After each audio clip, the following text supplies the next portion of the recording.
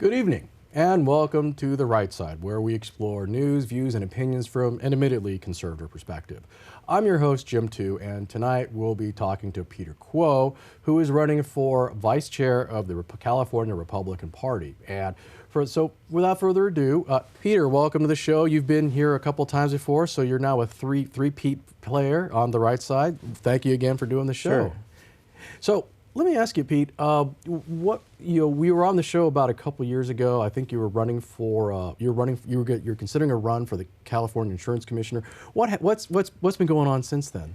Well, it's been exactly a year. I was here on February 13th, 2018, and at that time I was in the run for California Insurance Commissioner. So ever since I didn't win the race, I have become involved with the party and trying to make it better. Okay. And this year, there's an opportunity to come up to run for the CRP's California Republicans vice chair. So I am grabbing the bull by the horn and hoping I can win it and to bring more people to the party.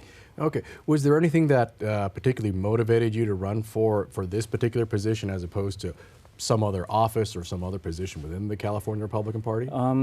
I feel it's very, very important that I do this right now, just because last November we got slaughtered. Right. I mean, honestly, okay, I think that's a fair. Is that what you brought the violin for? To tell a story, really. Yeah, I play think the Titanic theme song or whatever. Well, we did have a big hole in the party, and we lost half of the legislator that we're supposed to have. Right. Again, due to ballot harvesting and many other various reasons, and I realized one thing is that one of the biggest things in my campaign when I ran for state senate 5 years ago was the lack of diversity within the party. And do you know how many languages are there in our ballot? I'm going to guess 22. No, am I wrong? That's actually 7. Okay, well, so totally way off. But 8 more to come. Okay, there you go. So there's 7 languages right now, and 5 of them are in the Asian language. There's the Chinese, Japanese, Korean, Vietnamese, and Tagalog, which is Filipinos. So as a party, I feel that we definitely need to reach out to that particular demographic, ever-changing, expanding demographic in the state of California. We need to reach out to them and grow the party. And the best way to have that is someone in leadership who can speak their language. I'm fluent in Mandarin. My wife is Indonesian. And we can definitely reach out to them and grow that party, expanding that message. The Republican is the party they should belong because of our conservative value as well as our look on politics in terms of small government and low taxes. And we're all very frugal people. We like low taxes. Okay. So if you like low taxes, join our party.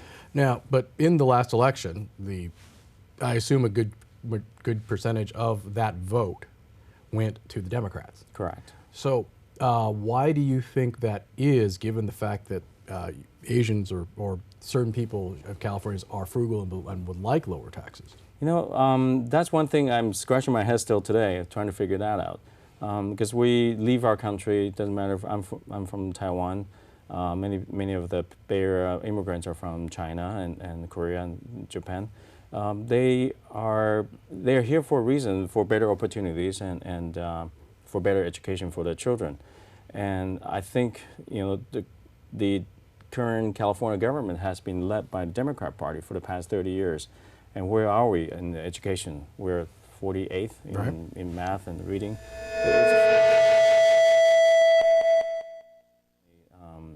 Rise up and say, hey, what's wrong with the results of these elected officials? Let's give Republican a try and see if we can do better. Okay. Yeah. So, but I'm assuming that this state of affairs existed before the last election. It's been pretty existent for years before that. Fair? Right. Yeah, it is. Yeah. Right. So, what do you? I mean, and I'm assuming that the Republican candidates that were running for the various offices. These things occurred to them too. Mm-hmm. So what do you think they or other candidates or people before you did wrong in conveying that message to the voters? I think there's a very strong stereotypical things about Republican Party in general. Okay. I think we're viewed as the party of no, the party of sticking to one principle and not let go. But what I would like to bring to the party in particular is look, I mean, we are 50 shades of red, right? Right. Right here in California, we are Republican. We should bring the message of inclusiveness. And I think for too long, we've been stereotyped to, to a point where we hang a sign on our door, say, Buddhists need not apply, or various religions, So that stereotypical really hurt us in elections, reaching out to those demographics. Again, I'm promoting that we should have a lot more outreach effort to let people know we are the party of efficient government. So if you're for efficient government, you should really look at the Republican Party as a party to sign up for instead of being independent. Now, for the first time in history, California has more independent registered voters than Republicans. So I would like to change that if I elected. Okay. So assuming, let's just say you get your wish, you become the vice chair of the California Republican Party. What would you do different to improve the image or to increase the outreach to diverse communities? Sure. I think we need to start with the basic ground game we have, is to assign a precinct captain for every neighborhood. Because, again, during my state senate run, the biggest challenges I have was to knock on every door in a state senate district of almost 1 million people. Right. And that's an impossible task for any candidate to accomplish, even in 2 years' time, right? Okay. So I would love to work with the precinct captain and let everybody knows that, hey, there's a Republican on your block. If you have any questions about this candidate that you're considering voting, there's a person that you can knock on his door and figure it out what he stands for. Not only that, I think the precinct captain's job is to know everybody on his block. So when there's a Republican candidate coming for his help, the system is already there in place. Doesn't matter, if it's assembly seat or state senate seat or even a mayor seat. They will reach out to this particular precinct captain and ensure that the message is heard clearly. And for the candidates, I think coming to media outlets like this can really help them to get their voice heard. Yeah. So if you would like to be able to build the party at a very local and grassroots, or as they say, granular level, Yeah, right? right. What do you think would be the biggest challenge in doing that? In doing that would be funding. Okay. Funding and branding message that I was Donald Trump's campaign director in 2016.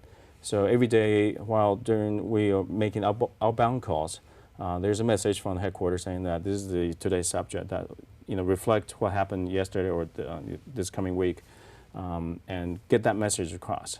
So to have that system in place, it will take money and resources and the particular ideas from the top down to let people know that this is what we're standing for. This is why you should be voting Republicans. Okay. Yeah. So, but what do you think if funding is the biggest challenge, then what is the biggest challenge to fundraising? To fundraising, and that's where my skill set comes in. Okay. As an advisor for many startups, I have helped them to get the messaging correct. What problem are you solving? What is your solution? And why are you doing it? So we will make sure that our messaging is that of the right one, of the conservative one, of the open-minded one. Okay. Because I mean, you always hear these complaints that money kind of goes to consultants, and Right. then Yeah. you get the same results. What do you think you can do to prevent the money from going to the consultants and getting the results that aren't optimal? I'm a firm believer of our county central committees. So we're 58 counties in the state of California. I really think we should make each county's central committee the cornerstone of our election block. And so we will help the county to raise money and keep more than 50% of it at the county level, and then some of them go to state level. And likewise, when state raise money, a part of it should go to county as well. Okay. And that way they can decide on the candidate they choose. Okay. To help them to win elections. Okay, so now I mean, when you're sitting here and you're going to run, I assume you're not running unopposed, correct? No, I do have 2 other candidates, okay. So a total of 3. What makes you different than the other 2 candidates? And I believe when entering this race, I have an open mind, knowing that there will be competitors. Yep. And just like a small business owner, if you're gonna vote or you're going to hire someone, would you want the most qualified person? Right. And I believe I have the qualification to do this because of my fundraising experience, my branding, as well as my forward-looking attitude. Okay. You know, being a pilot, I like to see what's ahead of me before I chart the course and know what's in it. And mostly about risk management. I've been an insurance agent for 25 years, as you know. Okay. So I will make sure that we assess the risk before we do everything. All right. So since you are forward-looking and as a pilot and you see the risks in front of you, what do you see in front of you for the Republican Party at this moment?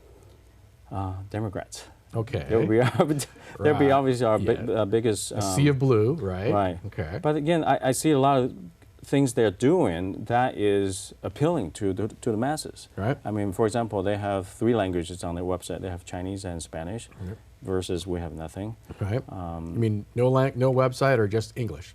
Yeah, just English. Okay. Just English. Okay. We have English, yeah. But I feel that's one direction we can at least take to appeal to more demographic. And a little different, again, different from my other candidates. I do have to take my own schedule. I'm a small business owner, so a few businesses run by themselves. I hire people to do that. And my experience in fundraising as well as branding, I can really use that skill set to help the party. Yeah. Okay. But you see in front of you a sea of blue. Okay. And you have a rough you have a good outline for rebuilding the party. What do you see the path for the Republican Party to get to the point where they're competitive again in the state of California? Currently, we have 24% registration in Republican. I would like to get them to 40%. Okay. If we get to 40% Republican registration in the state of California, we have chance to win many elections, because many of the independent voters actually do vote Republican because our value really identify with their thinking. Yeah. Okay. Well, you previously mentioned that there are 50 shades of red, right? So there's no complete checklist where every Republican has to agree with. Right. Correct. But what do you see as the core value going forward?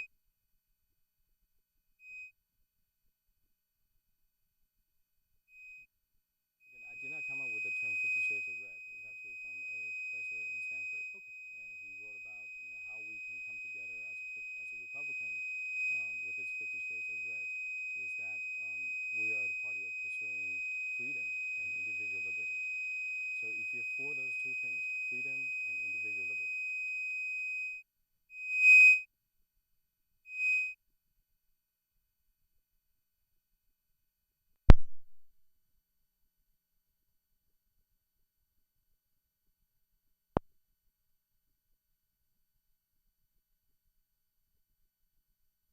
Things? yeah, Okay. right.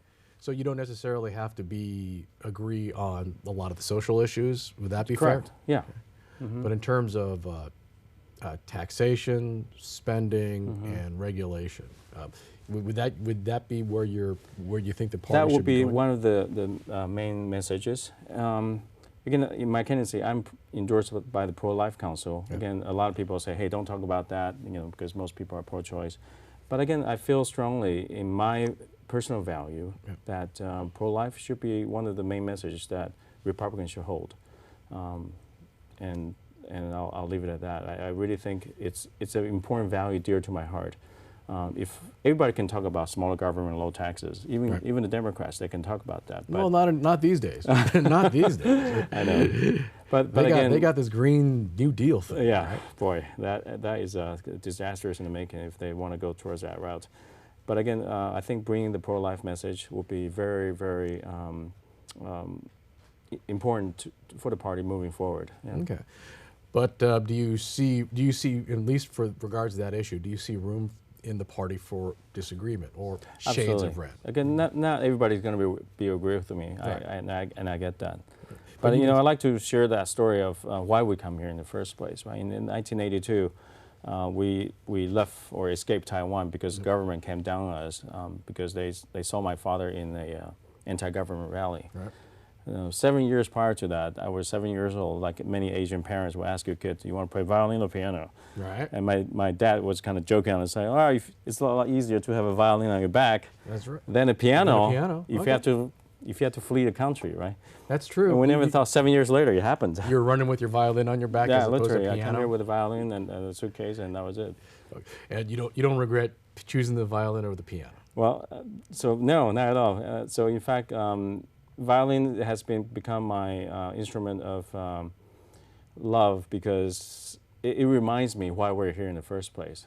And it took me 24 years to become a citizen of this great country. Wow, okay. I waited in line patiently. Just imagine if you were waiting in line to go into Disneyland. Right. You waited for 24 years, you put all your life savings to buy that one ticket to get in. Okay. Yeah, right. but America and, as Disneyland. Okay.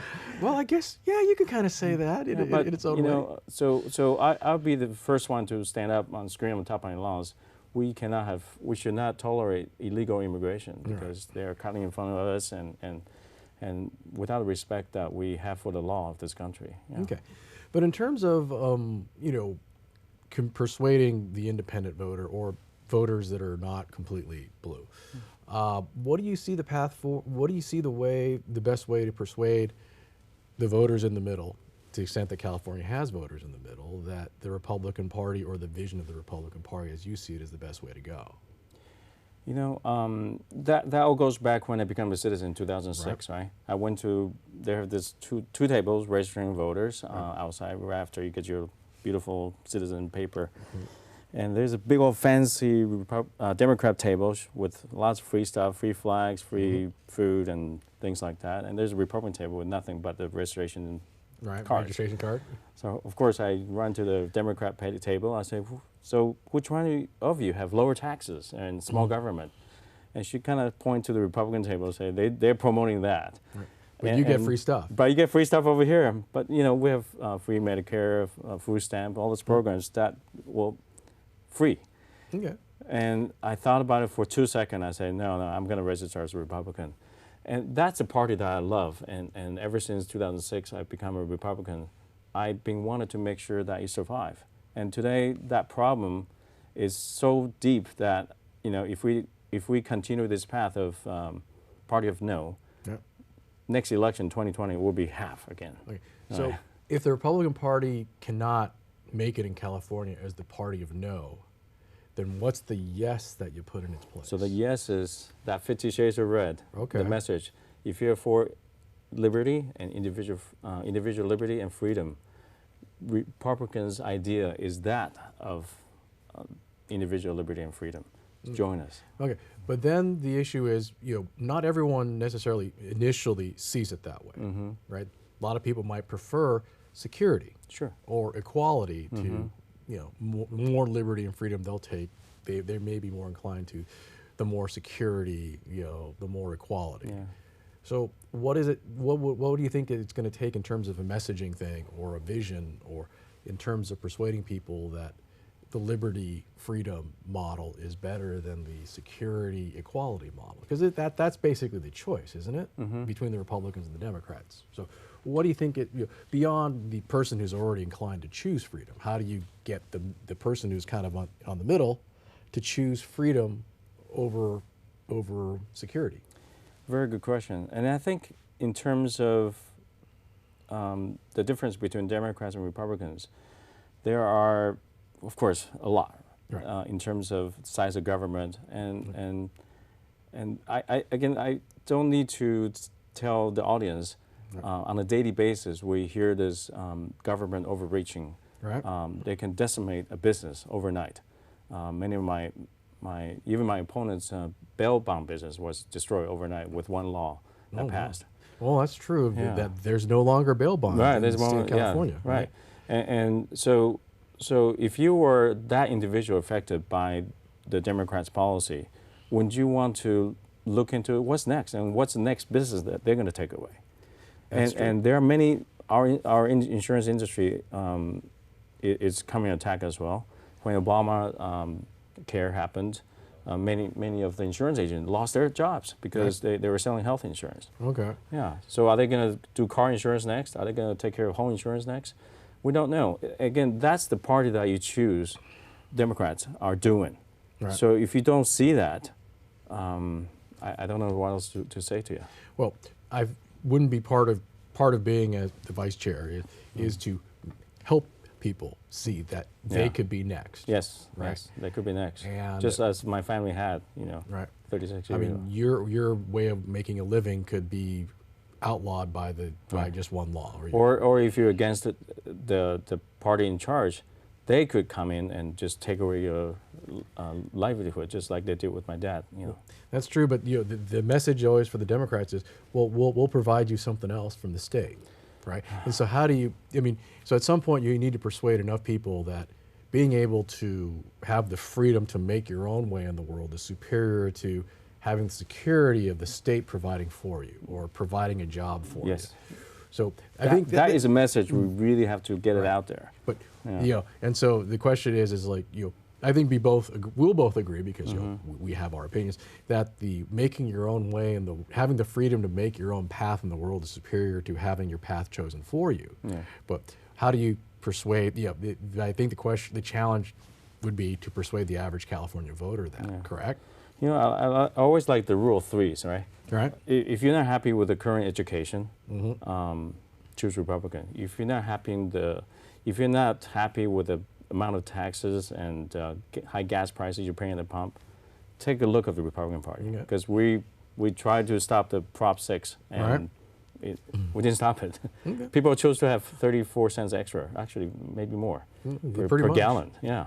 Well, the high-speed rail ended, right? Right, that happened today, which is a good thing. But the news today wasn't completely pull the plug, but they are scaling it down. Well, I don't know I mean, what if you want to go to Bakersfield to Merced, in record time, because we know there's a big traffic jam on the 99 between Merced and well, because I know the Republican Party still is strong in the Central Valley and in the far northern parts of the state, and maybe in the eastern part of the Inland Empire. But in terms of reaching out to areas in the San Francisco Bay Area and LA County area, are there ways that you see that the Republican Party can improve its outreach to those areas? Definitely. And I think having someone speak their language, again, we will have coalitions with the Vietnamese, Korean, Japanese to make sure that the coalition do their job to outreach to them with the same message of, again, individual liberty and freedom. And because they really identify those values with us because they escaped that to come here for this. So we'll encourage them, take a look at us. And not only we need to reach out to the current demographic, we need to start at the youth, at the college Republicans, as well as even high school. And I was the president for the Rotary Club here in Silicon Valley. And they have a program for Interact, which is other high school kids, and they have the Rotaract for the college kids. And I'll be first one to be saying we need to do the same. We need to start them when they're, let them know, let them make present the truth to them, and let them choose on the judgment-wise. Yeah. All right. Now, it's interesting because I do see reaching out because but most of the kids go to public schools here, right? And my suspicion is that the public schools teach a certain way, and people come out with a certain default point of view, and that might be one of the reasons why the state went from Reagan Republican in the 80s all the way to what we have now. Yeah. So, do you see a way that we can break that particular meme, so to speak, of thinking that you get from when you're in elementary school all the way through college, where, for the most part, it tends to inculcate those values in California. Do you see a way that you can break that paradigm shift or paradigm of thinking? I believe we can. I really believe we can by presenting the truth to the high school kids, to the college kids. And there's more truth out there than you and I know. And by presenting the truth, let them choose. I mean, I think that will be the easiest way. Well, in addition, the state of California does have its challenges, despite the fact that the Democrats run everything, right? We have pension liability, we got, and we have a high cost of living. Assuming that the Republicans eventually do take over, they're going to inherit a mess. Would you fair to say? Yeah. Do you have any ideas on how that mess gets fixed? I think we both know that the fiscal cliff is coming in California. If not, before 2020, the pension, problem is going to hit us, and all the money that we have budgeted for, it will be paying for people who already retire. Right. Again, we need to start waking up to that reality by saying, hey, if this happens, are we going to continue to keep that promise? I think we should keep that promise to the people who retired, that promise we made 50 years ago. Yep. But moving forward, we got to put a stop to this in terms of wasting money, because California cannot declare bankruptcy because we states can't declare bankruptcy. Right, we can become insolvent, and that insolvent could be 365 days from today. Yeah, that could be. Well, there's what they can say. You're always one recession away. Yeah, but again, back to your question. The reality is, are we going to win the elections in 2020? Right. No. No, it's very unlikely. So people, when that fiscal cliff happened, people realized this is all Democrats doing in the past 40 years, and if you continue to vote Democrats in, this is what's going to happen with the state. And luckily, a lot of people still have freedom movement. We can actually simply move to Nevada or something like that, the one that's producing and paying the taxes. Right. But if they want to take away Prop 13, then that would be the end of California as I know it. Yeah. Well, we both agree that the Republicans are going to take over the state right away. But assuming that you do win, what are your short-term, let's say, 6-month metric for success, or 2020 metric for success should you win? Okay. We got about a couple minutes left, so I'll give you the 30. Give me the 30-second spiel of what fiscal responsibility. We got to fix that. Okay.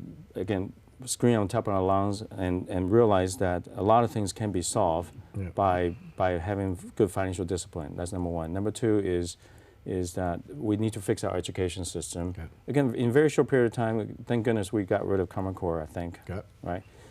So fix the education system. And then number three is make sure that we have an efficient government. Trim the waste. Look what happened with DMV today. Well, there you go. Yeah, we can do better. I guess they still with all these new technologies. Can you still hire people to wait in line for you? Oh, anyway. All right, Pete. All right, thank you very much. You're welcome. We're out of time, so let me say thank you to the audience. And anyways, thank you very much for watching the show. Just want to make sure that this show is underwritten by the Liberty Forum of Silicon Valley, and without which we couldn't have the show. The Liberty Forum, their big thing is they meet once a month, the second Tuesday of every month at the IFES Portuguese Hall at 432 Stearland Road in Mountain View. The speaker in March is Rob Long, a Hollywood screenwriter and producer. I think he produced Cheers, which is kind of cool. Oh. And in April, the speaker is Robert Sirico, founder of the Acton Institute for the Study of Religion and Liberty. And so I hope Pete and I were able to get you to thinking about what the hope of the Republican Party is, and possibly introducing the possibility of limited and split government in the state of California. But until then, remember, for every issue, there's at least two sides. So make sure the side you're on is the right side. Thank you very much.